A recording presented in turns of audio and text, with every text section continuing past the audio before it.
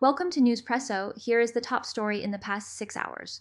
It all started on a chilly November day in 2023. Mercedes Wells and her husband Leon drove to Franciscan Health Crown Point. They called ahead to say she was close to giving birth soon.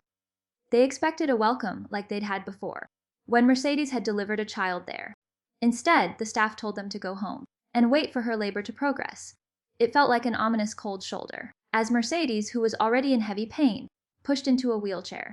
A bystander recorded a shaky cell phone clip that would later go viral. The footage showed her breathing hard. The nurse in admission sounded stern. The security team escorted her out of the building.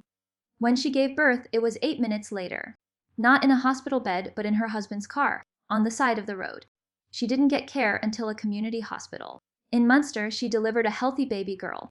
The video sparked outrage on social media. People pointed out this wasn't just a glitch.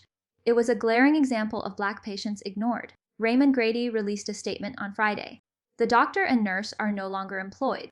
He called the incident difficult to watch. He said it did not reflect Franciscan values. The values include respect for life. They also emphasize compassionate concern. Grady said the failure to listen was a breach. He vowed to fix whatever failed. The fallout wasn't just internal. The Wells family hired a lawyer.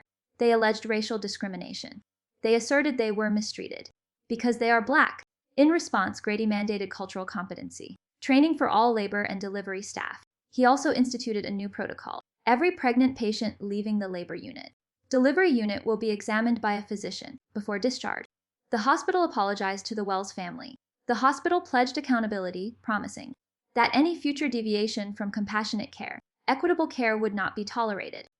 The conversation that emerged from this incident: hospitals must treat patients also listen. When a person in labor is turned away, the consequences can be literal and figurative.